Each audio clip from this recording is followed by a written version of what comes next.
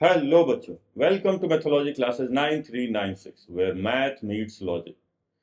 पिछले वीडियो में हम लोगों ने एक्सरसाइज 3.1 एनसीईआरटी की सॉल्व की और उसमें हम लोगों ने पेयर ऑफ लीनियर इक्वेशंस को ग्राफिकल मेथड से सॉल्व करना सीखा। तो बच्चों वहां पे हमें पहले दोनों ही लीनियर इक्वेशंस के ग्राफ बनाने पड़ते थे, फिर उससे सॉल्यूशन ढूंढना पड़ता था। लेकिन हम लोगों ने देखा उसमें कि एक तो टाइम भी ज्यादा लगता है, और अगर हमारे सॉल्यूशंस इरेशनल नंबर हो जाएं और रैशनल नंबर हो जाएं, जैसे कि अगर मान लीजिए हमारे सॉल्यूशंस √3 और √12 है, तो इसकी वैल्यू फाइंड आउट करना थ्रू ग्राफ बहुत ही टफ होगा। या फिर हमारे सॉल्यूशंस 1/12 7/12 हो जाए, तो एग्जैक्टली ये value from the intersection point देख पाना बहुत ही मुश्किल है। तो बच्चों, क्या हमारे पास कोई दूसरा मेथड है जिससे हम एग्जैक्टली ये वैल्यूज फाइंड आउट कर सके और कम टाइम में भी? जी हाँ, बिल्कुल बच्चों, हमारे पास एक दूसरे तरह का मेथड है जहां पे हमें ग्राफ भी नहीं ड्रॉ करना होगा और हम लोग एग्जैक्टली एक्स या और वाई की वैल्यूज फाइंड आउट कर सकते हैं। उसको हम लोग कहते हैं अलजेब्रिक मेथड्स।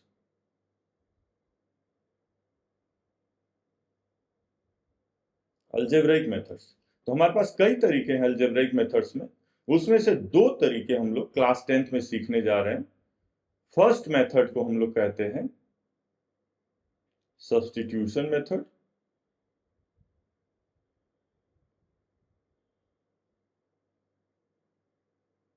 और दूसरे तरीके को हम लोग कहते हैं एलिमिनेशन मेथड।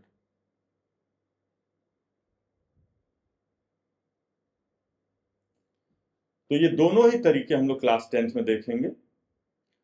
मुझे पूरी उम्मीद है कि पिछला वीडियो आपको पसंद आया होगा, और इस वीडियो में हम लोग substitution method, elimination method discuss करेंगे। तो if you like my video और the way of teaching, don't forget to like and subscribe the channel.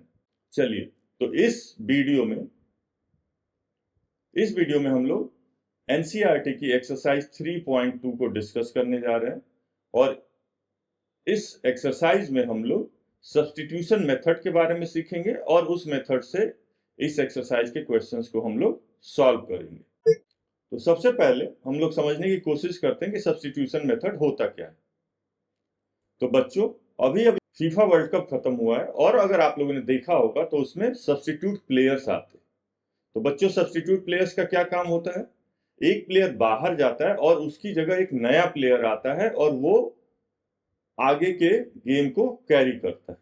उसी तरह हम लोग अलजेब्रिक मेथड्स में जो फर्स्ट मेथड है सब्स्टिट्यूशन मेथड, उसमें भी हम लोग ठीक वही काम करेंगे, क्योंकि हमारा चैप्टर है pair of linear equations in two variables. तो हमारे पास दो वेरिएबल्स हैं, तो एक वेरिएबल को हटा के उसकी जगह दूसरे वेरिएबल को सब्स्टिट्यूट करेंगे, और फिर एक वेरिएबल हट जाएगा तो केवल एक ही वेरिएबल बचेगा, तो हम उसकी वैल्यू को आसानी से फाइंड आउट कर सकते हैं। चलिए एक एग्जाम्पल से इसको समझने की कोशिश करते हैं। एग्जाम्पल में फर्स्ट इक्वेशन लेते हैं हम लोग, 3x + 4y = 2 और x - y = 5। ये हमारा सेकेंड इक्वेशन हो गया। तो हमारे पास ये दो लीनियर इक्वेशंस है, और इसके थ्रू हम लोग सब्स्टिट्यूशन मेथड के थ्रू हम लोग इसको सॉल्व करने की कोशिश करेंगे। सॉल्व करने का मतलब क्या? हम लोग x और y की वैल्यू को फाइंड आउट करेंगे। तो using substitution method,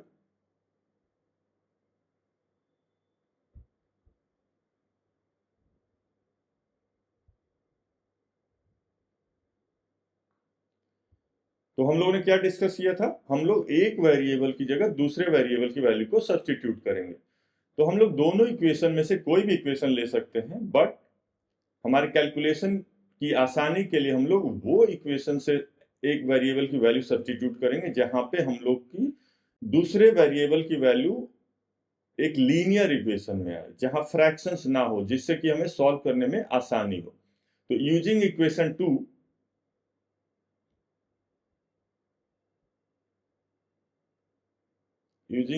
2, we can say, हम लोग क्या कर सकते हैं? नेगेटिव y को राइट साइड में शिफ्ट कर सकते हैं। तो यहाँ से हम लोग को मिलेगा x is equal to y plus 5। इसको हम लोग ले लेते हैं इक्वेशन नंबर 3। अब यहाँ पे हम लोगों ने x की वैल्यू को y के फॉर्म में रिप्रेजेंट कर दिया, तो यहाँ से हम लोग x की वैल्यू को इक्वेशन नंबर 1 में सब्स्टिट्यूट कर देंगे ताकि कि हमारा इक्वेशन नंबर 1 केवल y में ही हो जाए। हम लोग x की वैल्यू को इक्वेशन नंबर 1 में रख देते हैं, तो क्या हो जाएगा, पुटिंग द वैल्यू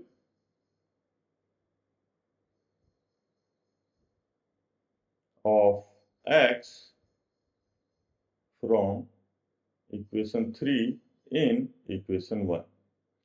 तो यहाँ पे हम लोग रख देते हैं 3 टाइम्स x की वैल्यू को क्या रखेंगे हम लोग, y plus 5 plus 4y is equal to 2। 3 times y plus 5 plus 4y is equal to 2। तो यहाँ से हम लोग को मिलता है, ब्रैकेट ओपन करेंगे तो क्या हो जाएगा, 3y plus 15 plus 4y is equal to 2। So 15, 3y plus 4y is 7y is equal to 2। तो यहाँ से हमारा क्या हो जाएगा, 7y is equal to 2 minus 15 minus 13। तो y की वैल्यू क्या आ जाएगी हमारी बच्चों, y is equal to minus 13/7। So this is equation number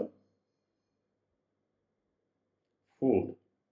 तो यहां से हम लोग को y की वैल्यू आ गई माइनस 13/7। अब बच्चों हम लोगों ने इक्वेशन नंबर 3 में x को y के फॉर्म में रिप्रेजेंट किया हुआ है ऑलरेडी, तो यहां से y की वैल्यू को हम लोग इक्वेशन नंबर 3 में पुट करके x की वैल्यू को फाइंड आउट कर लेंगे। x is equal to y plus 5। So we can write putting the value of y from equation 4 in 3। So हमारी वैल्यू क्या थी, x is equal to y plus 5। Let me check। Yes, सही है, x is equal to y plus 5, तो x is equal to minus 13/7 plus 5। To make the denominator same हम लोग यहाँ पे न्यूमरेटर और डिनोमिनेटर में 7 से मल्टीप्लाई कर देते हैं, तो क्या हो गया, माइनस 13 प्लस 35 डिवाइडेड बाई 7। तो यहाँ से क्या आ जाएगा, 22/7। तो हम लोग की y की वैल्यू आ गई माइनस 13/7 और x की वैल्यू आ गई 22/7। सो the solution is x is equal to 22/7 and y is equal to minus 13/7। तो देखा बच्चों, हम लोगों ने बहुत ही आसानी से without drawing the graph x और y की वैल्यू आ गई, और अगर ग्राफ के थ्रू हमें ये सॉल्यूशन मिला होता तो हम लोगों को ये इंटरसेक्शन पॉइंट फाइंड आउट करना एग्जैक्टली कि x की वैल्यू 22/7 और माइनस 13/7 ही है, बहुत ही टफ होता और हम लोग को वो वैल्यू मिल भी नहीं पाती। तो हम लोग ग्राफिकल मेथड से अलजेब्रिक मेथड की तरफ अप्रोच कर रहे हैं, तो हमारे लिए आसानी हो गई और थोड़े ही टाइम में हम लोग एग्जैक्ट सॉल्यूशन को फाइंड आउट कर सकते हैं। तो चलिए, हम लोगों ने सब्स्टिट्यूशन मेथड जस्ट स्टार्ट किया है, तो एक बार फिर देख लेते हैं कि हम लोगों ने कैसे इसको सॉल्व किया। तो हमारा क्वेश्चन था 3x plus 4y is equal to 2, x minus y is equal to 5। दो इक्वेशंस दिए हुए थे और यूजिंग सब्स्टिट्यूशन मेथड हम लोग को इसका सॉल्यूशन फाइंड आउट करना था।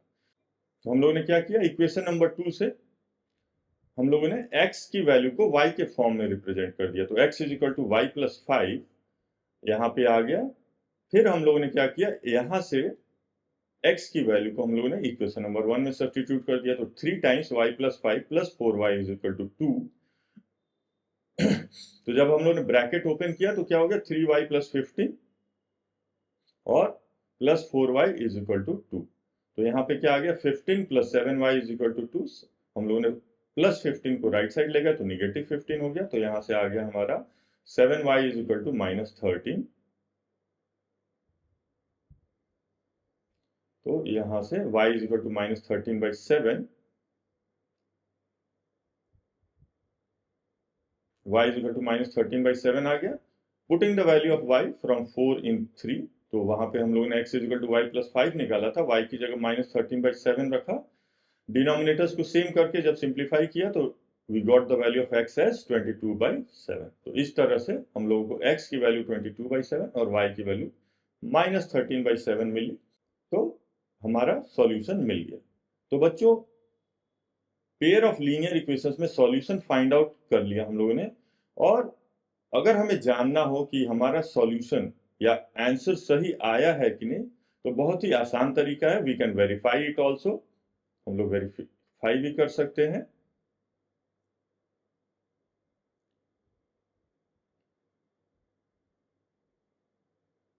वेरिफिकेशन करने के लिए क्या होगा, करना होगा हम लोग को, बस जो भी हमारे पास इक्वेशंस है वहां पे x और y की वैल्यू पुट कर देंगे और देख लेंगे कि left hand side is coming equal to the right hand side और नॉट। अगर इक्वल आ रहे हैं तो हमारा सॉल्यूशन सही है, और अगर इक्वल नहीं आ रहे हैं तो we might have made mistake somewhere.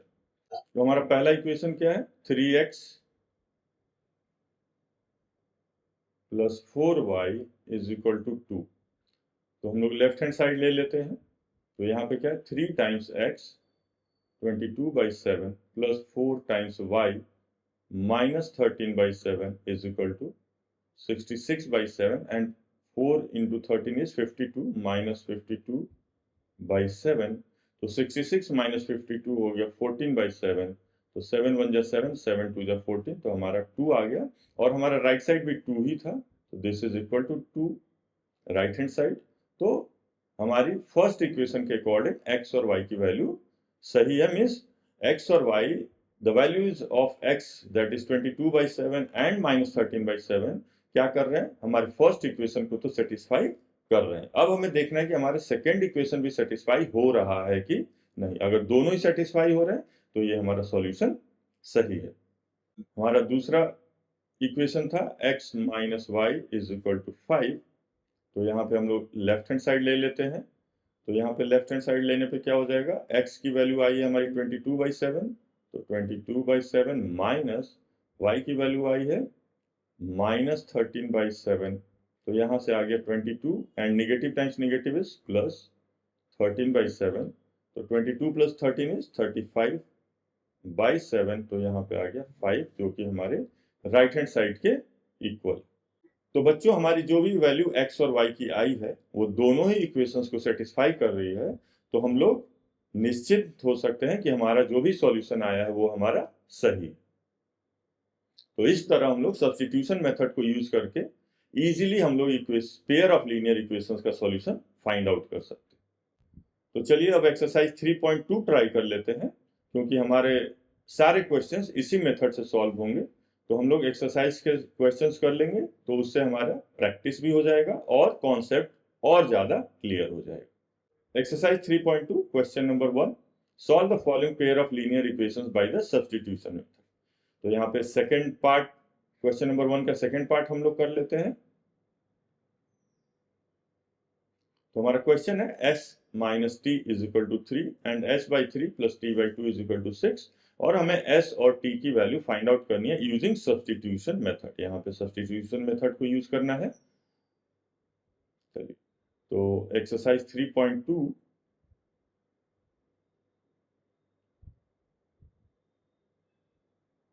Question number 1 and part 2। तो हमारा क्वेश्चन है s - t is equal to 3, और सेकेंड इक्वेशन है s/3 plus t/2 is equal to 6।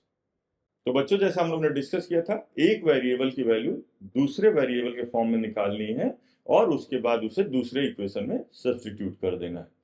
लेकिन यहाँ पे अगर देखा जाए बच्चों, तो लेट मी राइट, इसको इक्वेशन नंबर 1 दे देते हैं, इक्वेशन नंबर 2 दे देते हैं। तो इक्वेशन नंबर 2 में हमारे डिनोमिनेटर्स में वैल्यूज है 3 और 2, और हम लोग इंटीजर्स के साथ ज्यादा कंफर्टेबल होते हैं एडिशन, सब्ट्रैक्शन या कोई भी प्रोसेस करने। तो हम लोग इसको कन्वर्ट कर देते हैं इंटीग्रल कोएफिशिएंट्स के फॉर्म में, और उसके लिए हमें क्या करना होगा, हमें 3 और 2 का जो कॉमन मल्टीपल है एलसीएम, उससे हम सेकेंड इक्वेशन को मल्टीप्लाई कर देंगे। तो multiply equation number 2 multiplying equation number 2 by 6, हम लोग 6 से मल्टीप्लाई कर देते हैं तो क्या हो जाएगा 6 times s by 3 plus 6 times t by 2 is equal to 6 into 6। तो यहाँ से कैंसिल कर देते हैं, 3 1 जा 3, 3 2 जा 6, 2 1 जा 2, 2 3 जा 6। सो यहाँ से आ गया हमारा 2s plus 3t is equal to 36। तो ये हमारा हो गया इक्वेशन नंबर 3। तो 2s plus 3t is equal to 36 क्या है, एक इक्विवेलेंट इक्वेशन है इक्वेशन नंबर 2 की। जो भी सॉल्यूशंस इक्वेशन नंबर 2 के होंगे वो सॉल्यूशंस हमारे इक्वेशन नंबर 3 को भी सेटिस्फाई करेंगे, क्योंकि हम लोगों ने किसी भी एक नॉन जीरो इंटीजर से मल्टीप्लाई करके इक्वेशन नंबर 2 को इक्वेशन नंबर 3 को पाया है।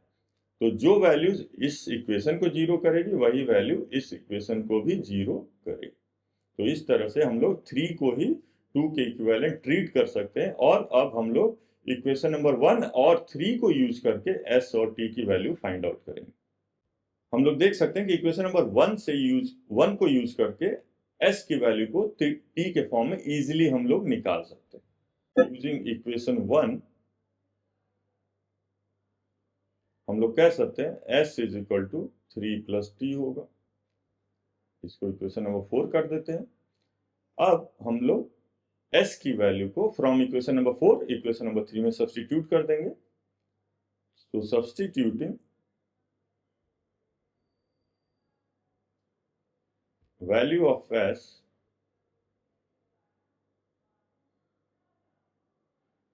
From 4 in equation 3।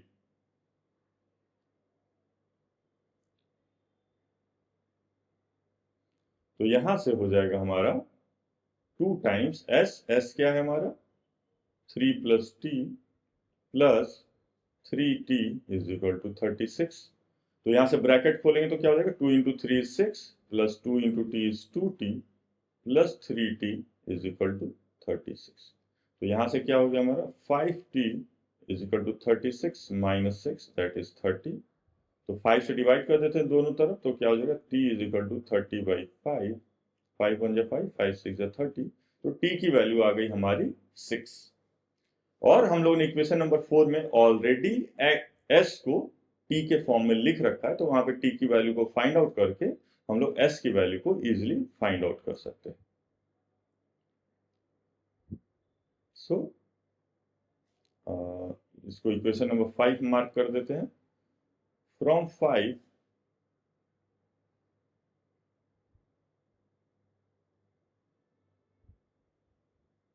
Putting the value of t in equation number 4।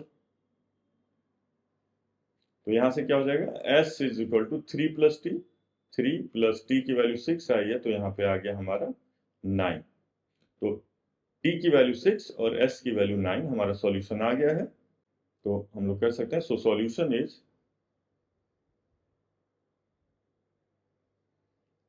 t is equal to so solution is t is equal to 6 and s is equal to 9। तो हम लोगों ने exercise 3.2 question number 1 part 2 solve कर लिया है और using substitution method. तो हम लोगों ने पहले इक्वेशन नंबर 2 में जो भी डिनोमिनेटर में वैल्यूज थी उसको रिमूव किया। और कैसे रिमूव किया, हम लोगों ने जो भी डिनोमिनेटर था उसका एलसीएम लेके पूरे इक्वेशन को मल्टीप्लाई करके हम लोगों ने उसके कोफिशिएंट्स को इंटीग्रल कर दिया 2s प्लस 3t 36। अब हम लोगों ने इक्वेशन नंबर 1 और 2 सॉल्व करने की जगह हम लोगों ने इक्वेशन नंबर 1 और 3 को सॉल्व किया और इक्वेशन नंबर 1 से s की वैल्यू को t के फॉर्म में लिख दिया s is equal to 3 plus t. फिर इसको हम लोगों ने इक्वेशन नंबर 3 में s की जगह 3 प्लस टी सब्सटीट्यूट कर दिया। आफ्टर सिंप्लीफिकेशन हम लोग को क्या मिला 5t इज इक्वल टू 30। तो यहाँ से वैल्यू आ गई t इज इक्वल टू 6 और हम लोगों ने इसको इक्वेशन नंबर 4 में s is equal to 3 plus t था, वहां पे t की जगह 6 सब्सटीट्यूट करके s की वैल्यू आ गई 9। तो आई होप आप लोगों को समझ आ गया होगा कि कैसे हम लोग को सब्स्टिट्यूशन मेथड यूज करना है। चलिए एक और क्वेश्चन ले लेते हैं हम लोग। क्वेश्चन नंबर 1 पार्ट 4 हमारा क्वेश्चन है 0.2x plus 0.3y is equal to 1.3 and 0.4x plus 0.5y is equal to 2.3। ये दो लीनियर इक्वेशंस हैं, हमें इसे सॉल्व करना है, तो देख लेते हैं। तो हमारा क्वेश्चन है 0.2x plus 0.3y is equal to 1.3, 0.4x plus 0.5y is equal to 2.3। तो बच्चों अब तक हम लोगों ने जो भी दो क्वेश्चन सॉल्व किए हैं और इस क्वेश्चन में अगर आप देखें तो एक ही चीज डिफरेंट है कि यहाँ पे हमारे जो कॉफिशिएंट्स हैं वो डेसिमल्स में, और अभी तक जो हम लोगों ने दोनों इक्वेशन सॉल्व किए तो वहां पे इंटीग्रल कॉफिशिएंट्स थे। दूसरे क्वेश्चन में हमारे पास फ्रैक्शन में कॉफिशिएंट था, लेकिन हम लोगों ने उसको एलसीएम से मल्टीप्लाई करके इंटीजर में कन्वर्ट कर दिया था।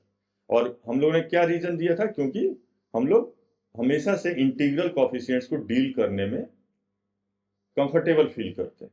तो इसी तरह यहाँ भी हम लोग डेसिमल नंबर को, क्योंकि एक खास बात है कि हमारे सारे कॉफिशिएंट्स में एक ही प्लेस डेसिमल है, डेसिमल एक ही प्लेस के बाद है, तो हम लोग उसको इजीली एक ही नंबर से मल्टीप्लाई करके हम लोग रिमूव कर सकते हैं। तो पहले हम लोग सारे कॉफिशिएंट्स को इंटीग्रल बना देंगे। और कैसे बना देंगे, क्योंकि हमें डेसिमल को एक प्लेस राइट साइड शिफ्ट करना है, तो हम लोग दोनों ही इक्वेशंस में 10 से मल्टीप्लाई कर देंगे। तो लेट मी राइट, ये इक्वेशन नंबर 1 हो गया, इक्वेशन नंबर 2 हो गया। तो मल्टीप्लाइंग 1 and 2 by 10, 10 से मल्टीप्लाई करने पे क्या होगा, 2x plus 3y is equal to 13। अब डेसिमल एक एक प्लेस राइट साइड शिफ्ट हो गया, तो सारे कॉफिशिएंट्स हमारे इंटीग्रल हो गए। और इसी तरह सेकेंड इक्वेशन में क्या हो जाएगा, 4x plus 5y is equal to 23। ये इक्वेशन नंबर 3, इक्वेशन नंबर 4। अब हमारे पास इंटीग्रल कॉफिशिएंट्स हो गए, और जैसे हम लोगों ने पहले क्वेश्चंस को सॉल्व किया, पिछले क्वेश्चंस को सॉल्व किया है, वैसे ही हम लोग इसको भी सॉल्व कर देंगे थ्रू सब्स्टिट्यूशन मेथड। तो हम लोग x की वैल्यू फाइंड आउट कर लेते हैं इक्वेशन नंबर 3 से in the terms of y। और x की ही क्यों सॉल्व करेंगे, क्योंकि जब x की वैल्यू हम लोग सॉल्व करेंगे, बच्चों क्वेश्चंस को सॉल्व करने में हमेशा थोड़ा सा इमेजिनेशन या आगे के स्टेप्स को आप विजुअलाइज कर लेंगे तो इजी हो जाएगी कैलकुलेशन। हम लोग y की भी वैल्यू निकाल सकते हैं इक्वेशन नंबर 3 से, और x की भी वैल्यू निकाल सकते हैं। लेकिन जब x की वैल्यू निकालेंगे तो हमारे डिनोमिनेटर में x का कोएफिशिएंट 2 आएगा, और जब हम फोर्थ इक्वेशन में x की प्लेस पे जब सॉल्व करेंगे तो क्योंकि 2 फैक्टर है 4 का, तो वो कैंसिल हो जाएगा और डिनोमिनेटर हमारा फ्री हो जाएगा, तो हमारी कैलकुलेशंस इजी हो जाएगी। तो we should always visualize the future steps before solving the questions. इससे हमारा टाइम भी बचता है और कैलकुलेशंस आसान भी हो जाती है। तो यहां से हम लोग देखते हैं क्या हो जाएगा। First using equation 3, using equation 3 क्या हो जाएगा, 2x is equal to 13 minus 3y। अब x के कोएफिशिएंट 2 को हम लोग डिनोमिनेटर में ले आते हैं, तो x is equal to 13 minus 3y divided by 2। ये हो गया इक्वेशन नंबर 5। अब सब्स्टिट्यूटिंग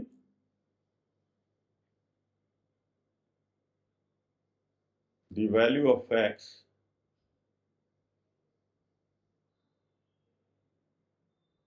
फ्रॉम 5 इन 4, तो यहां से क्या हो जाएगा हमारा 4 टाइम्स x की वैल्यू क्या है 13 minus 3y divided by 2 plus 5y is equal to 23। अब यहाँ पे हम लोगों को सिंप्लीफाई करना है, तो यहाँ क्या हो जाएगा 2 1 जा 2, 2 2 जा 4। इसी की मैं बात कर रहा था कि जब 2 डिनोमिनेटर में आएगा तो 4 से कैंसिल हो जाएगा। और अगर हम लोगों ने y की वैल्यू निकाली होती तो क्योंकि y का कोएफिशिएंट प्राइम नंबर है तो वो कैंसिल नहीं हुआ होता, तो हमारी कैलकुलेशंस थोड़ी बढ़ जाती। तो यहाँ पे 2 इंटू 13 क्या हो जाएगा 26, minus 2 into 3 is 6y plus 5y is equal to 23। तो माइनस 6y प्लस 5y क्या हो गया minus y is equal to 23, 26 से उधर ले जाएंगे तो 23 माइनस 26 दैट इज माइनस 3। तो y की वैल्यू आ गई हमारी 3।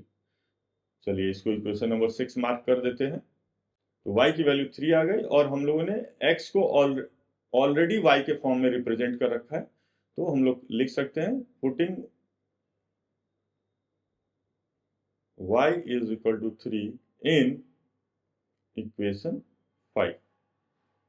तो x की वैल्यू क्या आ जाएगी, 13 minus 3 times y that is 3 divided by 2। तो यहाँ पे क्या आ गया, 13 minus 9 divided by 2। 13 minus 9 is 4 divided by 2। 2 1 जा 2, 2 2 जा 4। तो यहाँ x की वैल्यू आ गई 2। तो y की वैल्यू 3 आई है और x की वैल्यू 2 आ गई। तो हम लोग कह सकते हैं solution is x is equal to 2 and y is equal to 3।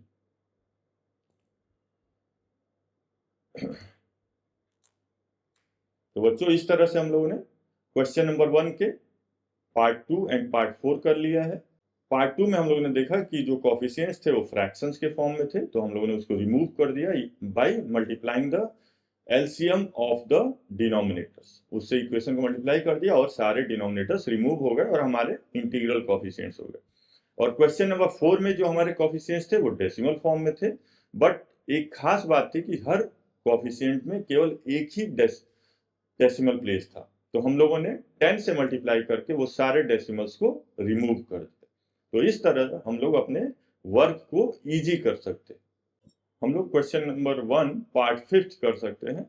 यहाँ पे भी कोफिशिएंट्स थोड़े डिफरेंट टाइप के हैं, स्क्वायर रूट्स के अंदर है, तो हम लोग इसको भी सिंप्लीफाई इसको ट्राई कर सकते हैं ताकि आप लोगों को कोई डिफिकल्टी ना हो। चलिए तो क्वेश्चन नंबर 1 पार्ट 5 देख लेते हैं। Question number 1 part 5। तो हमारा क्वेश्चन है √2x plus √3y is equal to 0 और सेकेंड इक्वेशन है √3x minus √8y is equal to 0। ये हो गया हमारा इक्वेशन नंबर 1 और ये हो गया हमारा इक्वेशन नंबर 2। तो यहाँ पे हम लोग फर्स्ट इक्वेशन से x को y के फॉर्म में लिख सकते हैं। और ऐसा करेंगे क्यों, y to use equation 1 only, क्योंकि x को जब हम लोग y के फॉर्म में लिखेंगे तो √2 डिनोमिनेटर में आएगा और जब एलसीएम लेके हम लोग सिंप्लीफाई करेंगे तो √2 इंटू √8 16 हो जाएगा और √16 हमारा एक इंटीग्रल कोफिशिएंट होता है, तो हमारा वर्क थोड़ा सा इजी हो जाएगा। चलिए तो यहाँ पे हम लोग लिख सकते हैं √2x इज इक्वल टू क्या हो जाएगा, माइनस √3y, और यहाँ से √2 से डिवाइड कर दें तो हमारा हो जाएगा x is equal to minus √3y divided by √2। इसको हम लोग इक्वेशन नंबर 3 मार्क कर देते हैं। तो लिख सकते हैं putting the value of x in 2, equation 2 में पुट कर देते हैं। तो √3x की वैल्यू क्या आ गई, minus √3y divided by √2 minus √8y is equal to 0। अब क्योंकि यहाँ पे डिनोमिनेटर √2 है तो हम लोग यहाँ भी √2 से ऊपर नीचे मल्टीप्लाई कर देते हैं। तो क्या हो जाएगा, यहाँ पे √3 इंटू √3 हो गया हमारा 3 और माइनस है तो minus 3 by √2 y is equal to क्या हो जाएगा, not is equal to minus √8 into √2 is √16। √16 कितना हो गया, 4y divided by √2 is equal to 0। तो क्योंकि दोनों के ही डिनोमिनेटर √2 है यहाँ पे, तो we can simplify the numerators. Minus 3y minus 4y divided by √2 is equal to 0। तो हम लोग यहाँ से कह सकते हैं minus 7y by √2 is equal to 0। तो क्योंकि y का कोफिशिएंट नॉन जीरो है और वैल्यू 0 आ रही है, तो हम लोग ये तभी पॉसिबल है जब y इटसेल्फ 0 हो जाए। तो यहाँ से हमारी y की वैल्यू क्या आ गई, 0। अब हम लोग इस वैल्यू को सब्स्टिट्यूट कर सकते हैं using y is equal to 0 in equation 3। क्या हमें मिलेगा, x is equal to minus √3y by √2। तो यहाँ से क्या आ गया, माइनस √3 बाई √2 टाइम्स 0। तो जो वैल्यू आ गई 0 आ गई। तो यहाँ से हम लोग ने देखा बच्चों कि x की भी वैल्यू 0 है और y की भी वैल्यू 0 है। So the solution is x is equal to 0 and y is equal to 0। तो इस तरह से हम लोगों ने देखा बच्चों कि कोएफिशिएंट्स जो थे हमारे स्क्वायर रूट्स में थे, लेकिन कभी भी हमें घबराने की जरूरत नहीं है। हमें हमेशा अपना बेसिक पे कंट्रोल रखना है। अगर हमारे बेसिक्स क्लियर हैं तो क्वेश्चन कितना भी ट्विस्ट करे, कुछ भी कोएफिशिएंट्स की वैल्यू बदले, हमें हमेशा बेसिक रूल्स ही फॉलो करने हैं कि एक वेरिएबल की वैल्यू दूसरे वेरिएबल के फॉर्म में निकाल के हमें दूसरे इक्वेशन में सब्स्टिट्यूट करना है, जिससे कि दूसरा इक्वेशन क्या हो जाएगा, हमारा एक वेरिएबल में हो जाएगा, और उसको सॉल्व करके उस वेरिएबल की वैल्यू फाइंड आउट करके हम लोगों ने जो एक वेरिएबल को दूसरे फॉर्म में रिप्रेजेंट कर रखा है वहां पे सब्स्टिट्यूट कर देंगे, और इस तरह हमारे दूसरे वेरिएबल की भी वैल्यू आ जाएगी। तो हमारा जो बेसिक कॉन्सेप्ट है वो यही रहेगा, और क्वेश्चन में कुछ भी ट्विस्ट करे हमें इससे इधर उधर नहीं होना। चलिए बच्चों, तो आगे बढ़ते हैं। क्वेश्चन नंबर 2 है solve 2x plus 3y is equal to 11 and 2x minus 4y is equal to minus 24 and hence find the value of m for which y is equal to mx plus 3।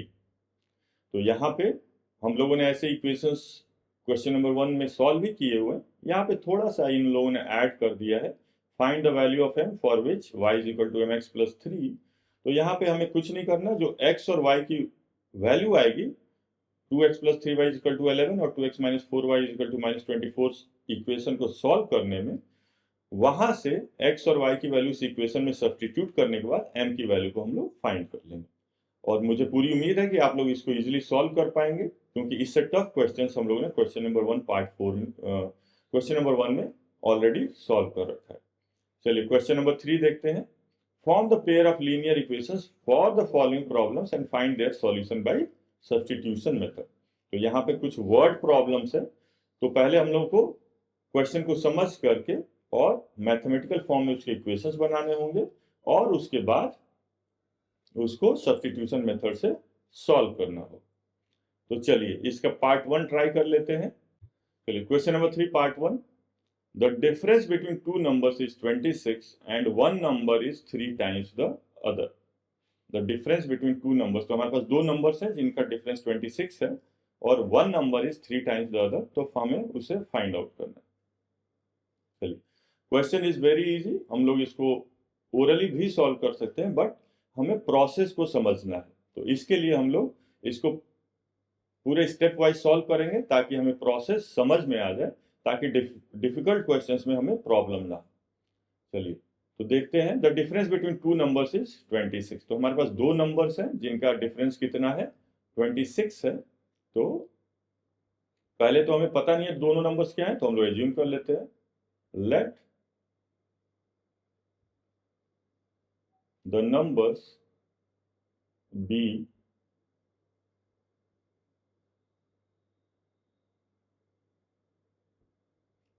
x and y and x is greater than y।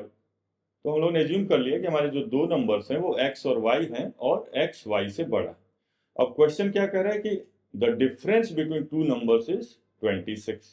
तो हम लोग कह सकते हैं कि x minus Y 26 होगा, और ये हमारा इक्वेशन नंबर 1 हो गया। क्योंकि x बड़ा है y से तो हम लोग x माइनस वाई ही 26 लेंगे, हम लोग y माइनस एक्स 26 नहीं ले सकते। ये हमें थोड़ा सा ध्यान देना होगा। और क्या कह रहा है, one number is 3 times the other. One number is 3 times the other. तो जो ऑब्वियस है कि जो बड़ा नंबर होगा वही 3 टाइम्स होगा स्मॉलर नंबर के। तो वी कैन से, क्योंकि y छोटा है तो x is equal to 3y। तो ये हमारा हो गया इक्वेशन नंबर 2। अब हमारे पास दो इक्वेशंस है और हमें उसको यूज करके x और y की वैल्यू फाइंड आउट करनी है यूजिंग सब्स्टिट्यूशन मेथड। यहाँ पे तो हमारे लिए और आसान हो गया, क्योंकि इक्वेशन नंबर 2 में x already in form of y है, तो हम डायरेक्टली 2 से x की वैल्यू को फर्स्ट में सब्स्टिट्यूट कर सकते हैं। तो हम लोग कह सकते हैं यूजिंग इक्वेशन 2 1 बिकम्स, फर्स्ट में क्या करेंगे, x की जगह 3y रख देंगे, तो 3y minus y is equal to 26। तो 2y इज इक्वल टू 26, तो y क्या हो गया हमारा 13, डिवाइडिंग बाई 2 हम लोग y की वैल्यू आ गई हमारी 13 आ गई। और क्योंकि x is equal to 3y है तो हम लोग कह सकते हैं putting the value of y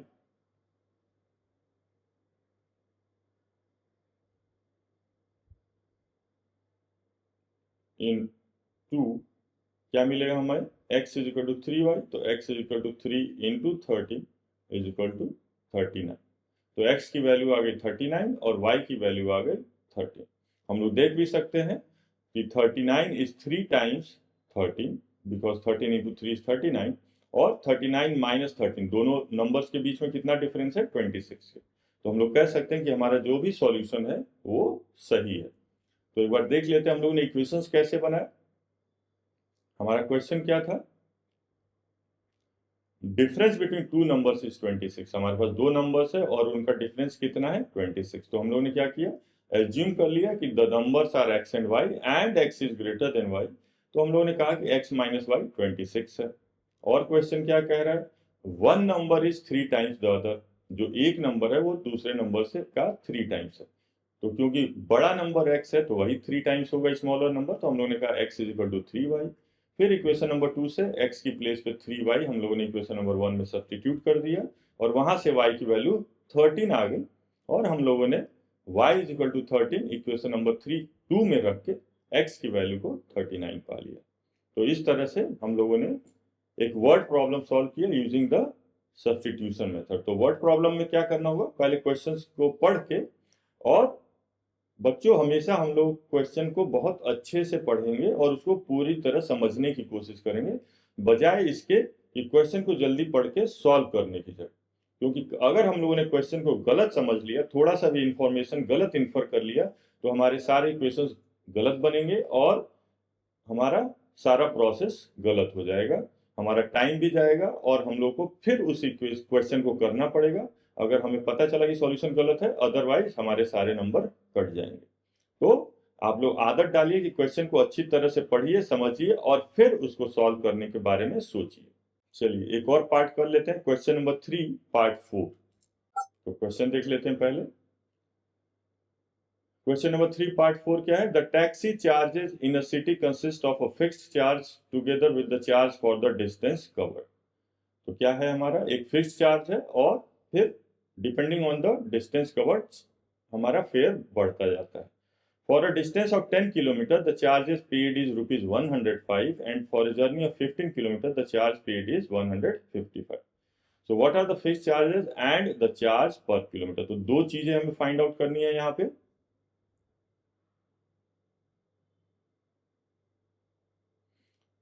What are the fixed charges हमें फाइंड आउट करना है and the charge per kilometer। और हमारा जो taxi charge in city consist of a fixed charge together with the charge for the distance covered. तो हमारा जो fair है वो दो तरह का है, एक फिक्स चार्ज है और एक चार्ज पर किलोमीटर है। तो दोनों को एज्यूम कर लेते हैं हम लोग। Question number 3 part 4, let the fixed taxi charge be rupees y and charge per kilometre be rupees x. अब क्वेश्चन को समझते हैं। ये तो हमें फिक्स हो फाइनल हो गया कि चार्ज दो तरह के, फिक्स चार्ज और चार्ज पर किलोमीटर। तो for a distance of 10 kilometre the charge is rupees 105। 10 kilometre के लिए हमारा चार्ज कितना है 105 है। तो बच्चों जो चार्ज होगा उसमें क्या होगा, एक तो फिक्स चार्ज होगा और चार्ज पर किलोमीटर भी होगा, जो कि जितने किलोमीटर कवर किए हम लोगों ने तो उसके हिसाब से चेंज होगा। तो अकॉर्डिंग टू द क्वेश्चन हम लोग लिख सकते हैं अकॉर्डिंग टू द क्वेश्चन, हमारी फर्स्ट सिचुएशन के हिसाब से क्या होगा एक तो फिक्स चार्ज होगा ₹y प्लस हम लोग ने 10 किलोमीटर कवर किया है और 1 किलोमीटर का चार्ज कितना है x रुपीस, तो 10 किलोमीटर का चार्ज कितना हो जाएगा 10x और ये टोटल कितना आया हमारा 105। ये हमारा 105 आ गया, तो ये हमारा इक्वेशन नंबर 1 बन गया। अब दूसरा क्या है, and for a journey of 15 kilometre the charge is 155। अगर 15 किलोमीटर ट्रेवल करते हैं तो हमारा चार्ज कितना हो जा रहा है 155, तो इसके लिए भी इक्वेशन बना लेते हैं। And for a journey of 15 kilometre the charge is 155, तो अगर हम 15 किलोमीटर ट्रेवल करते हैं तो हमारा चार्ज कितना हो जाता है 155 रुपये। तो इसके लिए भी हम लोग इक्वेशन बना लेते हैं। तो फिक्स्ड चार्ज होगा और 15 किलोमीटर का पर किलोमीटर चार्ज कितना हो जाएगा 15x, क्योंकि 1 किलोमीटर का x रुपीस है तो 15 किलोमीटर का 15x होगा और ये हमारा रुपीस कितना हो गया 155। This is equation number 2। अब यहाँ पे हमारे पास दो इक्वेशंस हैं, y plus 10x is equal to 105 and y plus 15x is equal to 155। इसको यूज करके हमें x और y मतलब फिक्स चार्ज और चार्ज पर किलोमीटर की वैल्यू फाइंड आउट करनी है। तो पहले इक्वेशन से हम लोग y की वैल्यू निकाल लेते हैं। तो यूजिंग इक्वेशन 1 हम लोग कह सकते हैं y is equal to 105x, sorry x नहीं है, 105 माइनस 10x, ये हो गया हमारा equation number 3। Putting the value of y, putting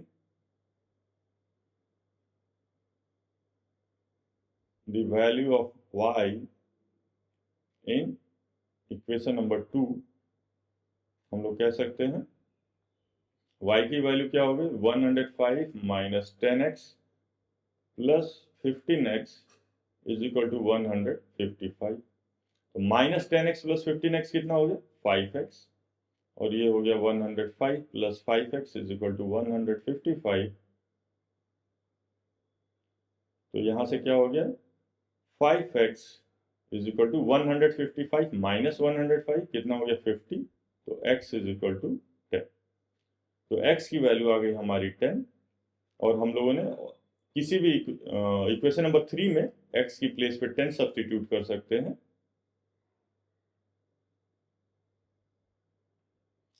so putting x is equal to 10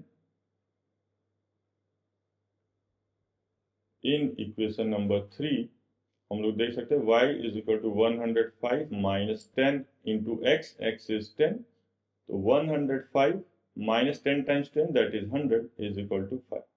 तो फिक्स्ड चार्ज हमारा कितना आ गया 5 रुपीज। तो फिक्स्ड चार्ज हमारा कितना आ गया 5 rupees. So charge per kilometre is ₹10 and fixed charge is ₹5। तो बच्चों इस तरह से हम लोगों ने ये क्वेश्चन सॉल्व किया, जहां पे क्वेश्चन क्या था, एक टैक्सी फेयर था जिसमें कुछ फिक्स्ड चार्जेस थे और कुछ चार्जेस पर किलोमीटर था। तो 10 किलोमीटर ट्रेवल करने के लिए हमें 105 रुपीज देना पड़ता था। तो जो फेयर हो गया हमारा fixed charge y plus 10 kilometre के पर किलोमीटर के चार्ज x रुपीज के हिसाब से 10x हो गया, तो y plus 10x is equal to 105 और y plus 15x 15 kilometre travel करने के लिए कितना होगा 155। यहाँ से हम लोगों ने इक्वेशन नंबर 1 को यूज करके y को in terms of x represent किया, जो कि 105 माइनस 10x आया। फिर हम लोगों ने ये वैल्यू इक्वेशन नंबर 2 में सब्स्टिट्यूट कर दी, तो वहां से हमें x जो कि रेट पर किलोमीटर है ₹10 आ गया और जब x की वैल्यू हम लोगों ने 10 इक्वेशन नंबर 3 में सब्स्टिट्यूट की तो वहां से y की वैल्यू हमें 5 रुपीज, मीन्स फिक्स्ड चार्जेस क्या थे 5 रुपीज थे, वो हमें पता चल गया। तो इस तरह से हमारा चार्ज पर किलोमीटर ₹10 था और फिक्स्ड चार्ज ₹5 था। तो ये हमारा एक वर्ड प्रॉब्लम था जहां हम लोगों ने पहले क्वेश्चन को समझा, according to the given conditions हम लोगों ने इक्वेशंस फॉर्म की और फिर यूजिंग सब्स्टिट्यूशन मेथड हम लोगों ने x और y की वैल्यू फाइंड आउट की। चलिए अब क्वेश्चन नंबर 3 पार्ट 5 देख लेते हैं। ये एक फ्रैक्शन के रिस्पेक्ट में क्वेश्चन है। A fraction becomes 9 by 11 if 2 is added to both the numerator and the denominator। एक फ्रैक्शन है जो 9 by 11 हो जाता है if 2, हम लोग उसके न्यूमरेटर और डिनोमिनेटर में 2 ऐड करते हैं। If 3 is added to both the numerator and denominator, it becomes 5/6. और अगर 3 ऐड कर दें तो 5/6 हो जाता है। तो फाइंड द फ्रैक्शन, वो फ्रैक्शन क्या है? चलिए, तो पहले तो हम लोग एक फ्रैक्शन की बात कर रहे हैं, तो फ्रैक्शन में न्यूमरेटर और डिनोमिनेटर होगा, तो हम लोग एज्यूम कर लेते हैं। Question number 3 part 5, let the fraction be x over y। तो यहाँ पे हम लोगों ने न्यूमरेटर को x मान लिया और डिनोमिनेटर को y मान लिया। अब क्वेश्चन देखते हैं। A fraction becomes 9/11 if 2 is added to both numerator and denominator। तो फर्स्ट कंडीशन के हिसाब से क्या हो गया? अकॉर्डिंग टू क्वेश्चन क्या कह रहा है? If we add 2 to the numerator and denominator, तो हम लोगों ने यहाँ पे न्यूमरेटर और डिनोमिनेटर में 2 ऐड कर दिया, तो फ्रैक्शन बिकम्स 9/11। ये हमारा हो गया इक्वेशन नंबर 1। अब देखते हैं, if 3 is added to both numerator and denominator it becomes 5/6। तो अगर हम लोग 3 ऐड कर दें, means x + 3 divided by y + 3, तो हमारा फ्रैक्शन हो जाता है 5/6। तो फ्रैक्शन हो जाता है 5/6। तो ये हमारा हो गया इक्वेशन नंबर 2। तो क्वेश्चन क्या कह रहा है? Find the fraction. तो हमारे पास 2 इक्वेशंस हैं। अब यहाँ पे दोनों लेफ्ट हैंड साइड और राइट हैंड साइड हमारे फ्रैक्शन के फॉर्म में है, रैशनल नंबर के फॉर्म में। तो हम लोग क्रॉस मल्टीप्लाई करके इसको एक लीनियर इक्वेशन बना देंगे। तो क्रॉस मल्टीप्लाइंग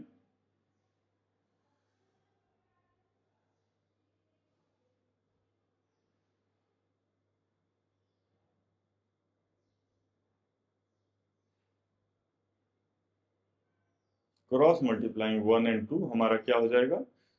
1 को मल्टीप्लाई करते हैं तो 11 times x plus 11 into 2 22 is equal to 9 times y plus 9 into 2 18। तो हमारा हो जाएगा 11x minus 9y is equal to 18 minus 22 minus 4। तो निगेटिव फॉर्म में नहीं रखते हैं, तो दोनों तरफ से निगेटिव मल्टीप्लाई कर देते हैं, तो क्या हो जाएगा? 9y minus 11x is equal to 4। ये हो गया हमारा इक्वेशन नंबर 3। सिमिलरली हम लोग इक्वेशन नंबर 2 ले लेते हैं, तो क्या हो जाएगा? 6x प्लस 18 क्रॉस मल्टीप्लाई कर दिया is equal to 5y plus 15। तो यहाँ पे भी वेरिएबल्स को राइट साइड शिफ्ट कर देते हैं, तो क्या हो जाएगा? 5y माइनस 6x और 15 को लेफ्ट साइड ले आते हैं, तो 18 माइनस 15 3। तो ये हो गया हमारा इक्वेशन नंबर 4। तो बच्चों, हम लोगों ने यहाँ पे देखा कि हम लोग 5y और 6x को राइट साइड ले गए, लेकिन लिखा हम लोगों ने लेफ्ट साइड में, तो इससे कोई फर्क नहीं पड़ता। बस हम लोग को उन टर्म्स पे फोकस करना है जिसका साइड चेंज हो रहा है। अगर साइड चेंज हो रहा है, if it is going from left to right और लेफ्ट टू राइट, तो हमें उसके साइंस को चेंज करना पड़ेगा। तो जो अब हमारे इक्वेशन नंबर 1 और 2 थे, अब उन्हीं के इक्विवेलेंट इक्वेशंस 3 और 4 हो गए हैं, और इनको यूज करके हम लोग वैल्यू x और y की निकाल लेंगे। तो बच्चों, इक्वेशन नंबर 3 से हम लोग देखते हैं कि 9y क्या हो जाएगा हमारा? 4 प्लस 11x, और 9 से डिवाइड कर दे तो क्या हो जाएगा? y is equal to 4 plus 11x divided by 9। ये हमारा हो गया इक्वेशन नंबर 5। अब इस y की वैल्यू को हम लोग इक्वेशन नंबर 4 में सब्स्टिट्यूट कर देंगे, तो हमारा पूरा इक्वेशन x के फॉर्म में हो जाएगा, और वहां से हम लोग x की वैल्यू को फाइंड आउट कर सकते हैं। तो putting the value of y in equation 4, तो क्या हो जाएगा? 5 times y 4 plus 11x divided by 9 minus 6x is equal to 3। तो ब्रैकेट ओपन कर देंगे, तो 5 into 4 20 plus 5 into 11 55x divided by 9 minus 6x is equal to 3। ये हमारा इक्वेशन हो गया। अब हम लोग इसके भी डिनोमिनेटर को 9 बना दें, तो क्या हो जाएगा? 20 plus 55x divided by 9 minus 6x times 9 by 9 is equal to 3। तो अब दोनों के ही डिनोमिनेटर 9 हो गए, तो हम लोग न्यूमरेटर्स को ऐड कर सकते हैं। 22 plus 55x minus 6x into 9 is 54x is equal to 9 into 3 is 27। हम लोगों ने 9 जो डिनोमिनेटर में था उसको राइट साइड ले गए तो मल्टीप्लाई हो गया। तो यहां से 55 minus 54x is x plus 20 is equal to 27। तो 20 को उधर ले जाएंगे तो 27 minus 20 हो जाएगा 7। तो x की वैल्यू आ गई हमारी 27। इसको इक्वेशन नंबर 6 दे देते हैं। अब x की वैल्यू 7 आ गई है तो y क्या है हमारा 4 plus 11x डिवाइडेड बाई 9। तो यहां पे हम लोग कर लेते हैं putting x is equal to 7 in equation 4। तो हमारा इक्वेशन 4 क्या है 4 plus 11x डिवाइडेड बाई 9।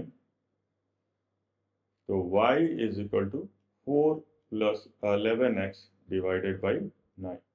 तो 4 plus 11x 11 times 7 divided by 9। तो यहाँ से क्या आ गया 4 प्लस 77 डिवाइडेड बाई 9। तो क्या हो गया हमारा 81 बाई 9। 9 1 जा 9, 9 9 जा 81। तो y की वैल्यू आ गई 9। तो हम लोगों ने फ्रैक्शन क्या एज्यूम किया था x बाई y। देख लेते हैं एक बार। हमने फ्रैक्शन क्या एज्यूम किया हुआ x बाई y। तो x बाई y, x की वैल्यू आ गई हमारी 7 और y की वैल्यू आ गई 9। So we can write hence the fraction is x by y। x की वैल्यू है 7 एंड y की वैल्यू है 9। तो अगर हम लोग देख भी लें तो क्या हमारा क्वेश्चन था कि if we add 2 to the numerator and denominator fraction becomes 9 by 11। तो 7 plus 2 divided by 9 plus 2 9 by 11 हो जाएगा।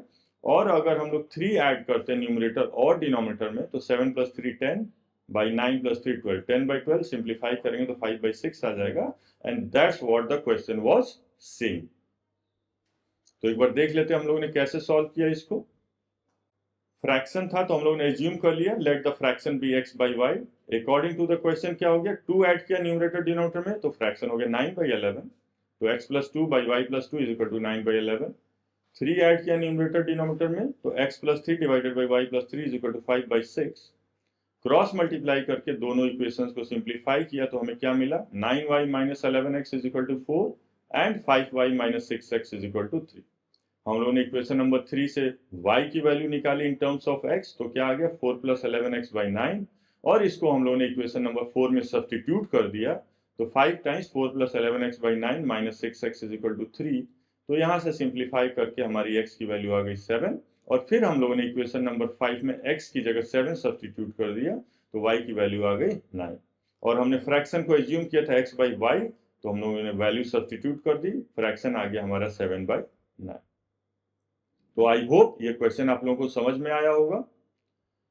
चलिए एक लास्ट क्वेश्चन देख लेते हैं एक्सरसाइज 3.2 से, फिर इस एक्सरसाइज को फिनिश करेंगे। और जो भी क्वेश्चंस रिमेनिंग है, जो भी पार्ट्स हम लोगों ने छोड़े हुए हैं, वो आपके लिए एक होमवर्क है। बिकॉज मैथ्स हमेशा प्रैक्टिस मांगता है। और प्रैक्टिस कैसे करेंगे आप लोग क्वेश्चंस को सॉल्व कर। जितने ज्यादा आप लोग क्वेश्चन सॉल्व करेंगे उतना ही ज्यादा आप लोग कंफर्टेबल हो जाएंगे विथ मैथमेटिक्स। तो देखते हैं लास्ट क्वेश्चन एक्सरसाइज 3.2 का। चलिए क्वेश्चन नंबर 3 पार्ट 6 देखते हैं। 5 years hence the age of Jacob will be 3 times that of his son। 5 years hence means आज से 5 साल बाद। एंड 5 years ago 5 साल पहले Jacob's age was 7 times that of his son। What are their present ages? तो ये हमारा question solve करना है। ये एज पे बेस्ड क्वेश्चंस है और ऐसे क्वेश्चंस फ्रीक्वेंटली आपको कॉम्पिटिटिव एग्जाम्स में मिलेंगे। तो इसको समझना हमारा जरूरी है। तो एक तो 5 साल बाद की बात हुई है और एक 5 साल पहले की बात हुई है। तो कहां से 5 साल प्रेजेंट एज से। तो हम लोग प्रेजेंट एज को मान लेते हैं और यही क्वेश्चन में पूछा भी है कि what are their present ages. Question number 3 part 6। तो let the Jacob's present age be X and his son's present age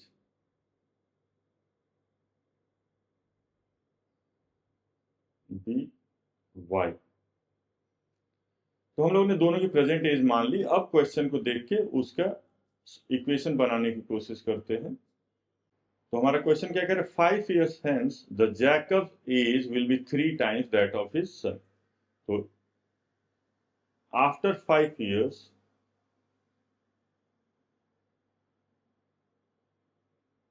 Jacob's age will be x plus 5 and son's age will be y plus 5। ये हो गया हमारा। तो according to the question 5 years hence the age of Jacob will be 3 times that of his son। age of Jacob will be 3 times that of his son।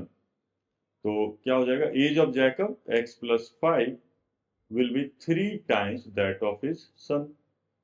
तो 3 times y plus 5। तो यहां से क्या आ गया, x plus 5 is equal to 3y plus 15। तो यहां से आ गया x minus 3y is equal to 10। This is equation number 1। 5 years ago Jacob's age was 7 times of his son। 5 साल पहले जैकब की एज क्या थी, 7 times that of his son।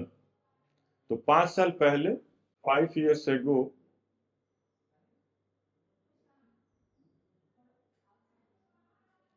Jacob's age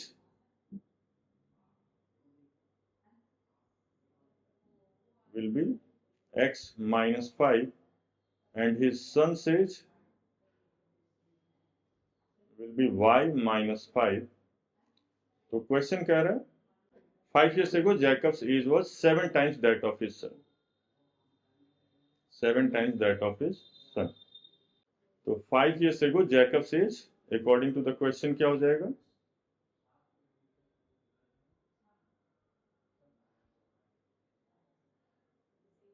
according to the question Jacob's age क्या हो जाएगा, x minus 5 और son's age क्या हो जाएगा y minus 5। और 5 साल पहले ये कितना था, 7 टाइम्स।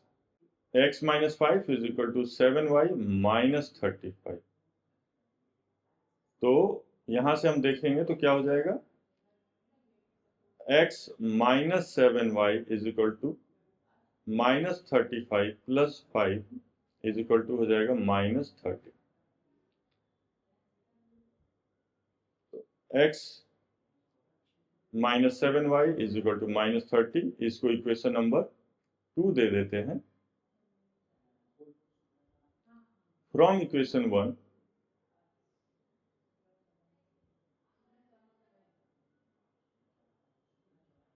क्या हो जाएगा, x minus 3y is equal to 10। तो हम लोग लिख सकते हैं x is equal to 3y plus 10।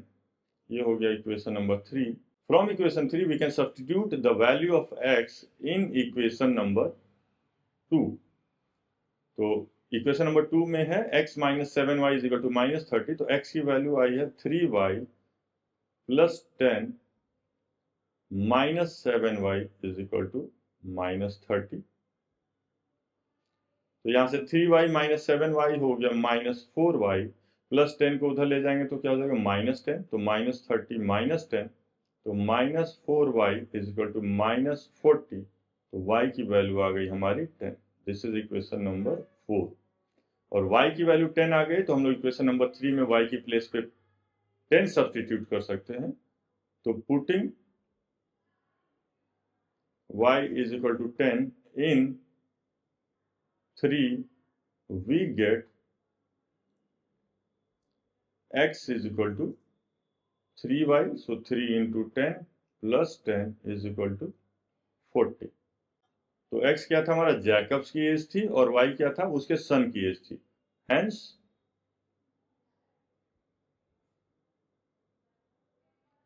Jacob's age is equal to 40 years and his son's age is 10 years. हम लोग देख भी सकते हैं 5 ईयर्स से जैकब की एज कितनी हो जाएगी 35 ईयर्स और उसके सन की एज हो जाएगी 5 ईयर्स। तो Jacob's age is 7 times his son's age और 5 ईयर्स हेंस कितना हो जाएगा, जैकब्स एज विल बी 45 और सन्स एज कितनी हो जाएगी 15। तो 5 ईयर्स आज से 5 साल बाद Jacob's age will be 3 times that of his son's age, और यही क्वेश्चन कह रहा था। तो बच्चों इस तरह से हम लोगों ने 3.2 के कुछ इंपॉर्टेंट क्वेश्चंस डिस्कस कर लिए हैं और कॉन्सेप्ट सब्स्टिट्यूशन मेथड का समझ लिया है। मुझे उम्मीद है आपको पूरी क्लास समझ में आई होगी और आप लोगों ने काफी एंजॉय किया होगा। अगर किसी भी क्वेश्चन में कोई भी डाउट है तो आप लोग उसको फिर से देख सकते हैं और गो थ्रू कर सकते हैं, और मुझे पूरी उम्मीद है आप उसको समझ लेंगे। मुझे पूरी उम्मीद है आप लोग एंजॉय कर रहे होंगे क्लासेस को। तो don't forget to like and subscribe the channel. Next video में हम लोग एक्सरसाइज 3.3 और उससे रिलेटेड एलिमिनेशन मेथड के कॉन्सेप्ट को समझेंगे। उसके बाद हम लोग हॉट्स क्वेश्चंस भी डिस्कस करेंगे। तो बने रहिए मैथोलॉजी क्लासेस के साथ, वेयर मैथ मीट्स लॉजिक।